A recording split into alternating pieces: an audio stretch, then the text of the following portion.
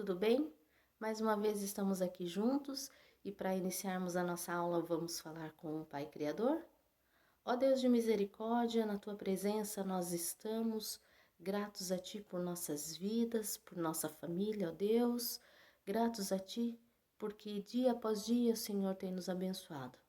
Nesse instante, Senhor, queremos Te pedir por cada lar, ó Deus, que nos permite entrar nesta manhã, ó Deus, que o Teu Espírito Santo possa nos guiar e que possamos entender, Senhor, a Tua palavra, ó Pai. Que possamos compreender o que o Senhor quer de nós, ó Deus de amor. Usa-nos, ó Deus, que possamos, ao falar, Senhor, não falar de nós, ó Pai, mas levarmos a Tua palavra a todos aqueles que precisam. Fica conosco, ó Deus, em nome do Teu Filho amado Jesus que oramos, hoje e sempre, com o perdão dos nossos pecados. Amém. Bom, galerinha, o nosso texto base de hoje, ele se encontra no livro de Marcos, no capítulo 8, dos versos 31 ao 33, e no livro de Marcos também, no capítulo 9, do 30 ao 31. Vamos começar lendo Marcos 8, 31 ao 33? O tema da nossa lição é: Eu creio na ressurreição de Cristo. Bom, o texto de Marcos, no capítulo 8, 31 ao 33, diz o seguinte: Jesus prediz a sua morte e ressurreição. Então, começou ele a ensinar-lhes que era necessário que o Filho do Homem sofresse muitas coisas, fosse rejeitado pelos anciões, pelos principais sacerdotes e pelos escribas, fosse morto e que, depois de 3 dias, ressuscitasse. E isto ele expunha claramente, mas Pedro, chamando-o à parte, começou a reprová-lo.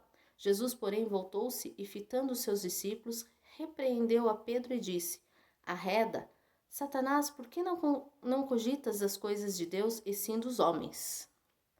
No texto de Marcos 9, do versículo 30 ao 31, diz o seguinte: De novo Jesus prediz a sua morte e ressurreição. E tendo partido dali, passavam pela Galiléia e não queriam que ninguém o soubesse, porque ensinava os seus discípulos e lhes dizia: O Filho do Homem será entregue nas mãos dos homens, e o matarão, mas 3 dias depois da sua morte ressuscitará.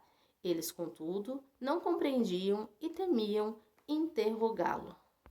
Bom, pessoal, no texto que acabamos de ler, nós vemos que Jesus ele estava preparando os seus discípulos para o que iria acontecer. Ele queria preparar, contar, que ele seria rejeitado, que ele seria traído. Nós vemos no verso 31, aqui fala: Então começou ele a ensinar-lhes que era necessário que o Filho do Homem sofresse muitas coisas, fosse rejeitado pelos anciões, pelos principais sacerdotes e pelos escribas, fosse morto e que depois de 3 dias ressuscitasse. Ele queria explicar tudo isso e que no final de tudo isso, ele venceria a morte, Ele matariam ele e ele venceria a morte. E o que era tudo isso? Isso era a promessa de Deus se cumprindo. Mas Pedro, ele reprova Jesus, porque eu imagino que na cabeça dos discípulos ali, bom, ele era o Messias, o Filho de Deus, aquele que veio salvar. Ele era o rei.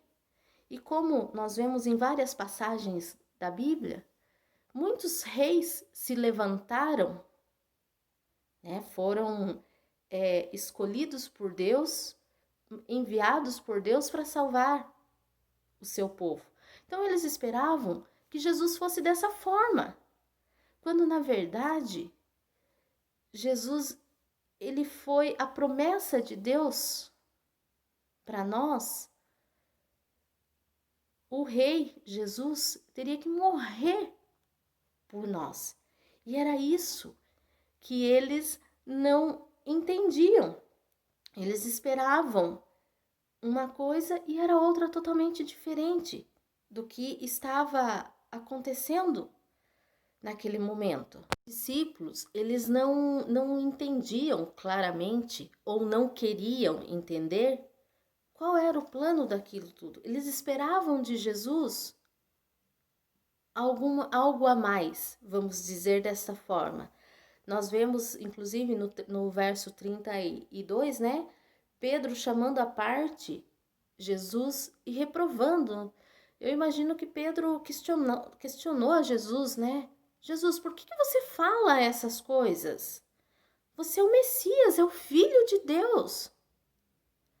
Aí nós vemos já no verso 33, Satanás operando ali no meio dos discípulos, mas Jesus logo fala: arreda, Satanás, porque não cogitas as coisas de Deus e sim dos homens. Eles não entendiam, né, os discípulos, ou não queriam entender, talvez, que Jesus tinha que passar por tudo isso. Este era o plano de Deus. E Satanás, ele estava ali operando entre os discípulos, tentando anular o plano de salvação, de redenção, aquilo que Deus preparou para nós.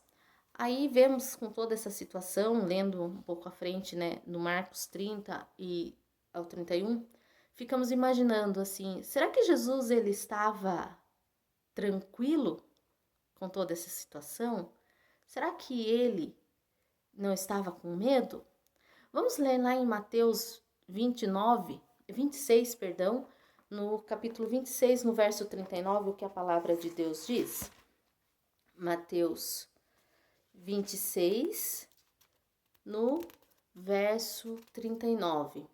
Adiantando-se um pouco, prostrou-se sobre o seu rosto, orando e dizendo: Meu Pai, se possível, passe de mim este cálice.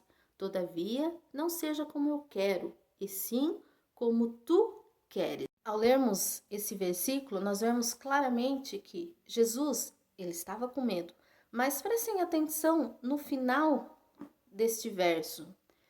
Não seja, todavia, não seja como eu quero, e sim como tu queres. Mas também nós vemos claramente a confiança de Jesus em Deus. Ele sabia que tudo isso tinha que acontecer, mas que Deus faria o melhor para ele.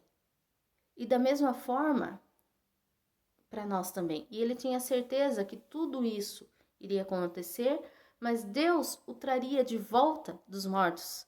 Era, vamos dizer assim, que era a última etapa do plano de salvação. Jesus vencendo a morte, porque ele ressuscitou e hoje está junto a Deus Pai. Hoje eu quero desafiar você a acreditar como Jesus acreditou. Jesus, ele sofreu, porque ali ele era humano, né? Nós vemos que ele sofreu e não sofreu pouco, certo? Ele nos deu a sua vida. Ele amou a mim, amou a você. Que é a maior prova de amor por nós? Ele dedicou a sua vida a nós, se entregou por nossos pecados. E nós temos dado o quê para ele? Pensem nisso. Beijinho no coração de vocês e até a próxima aula. Tchau!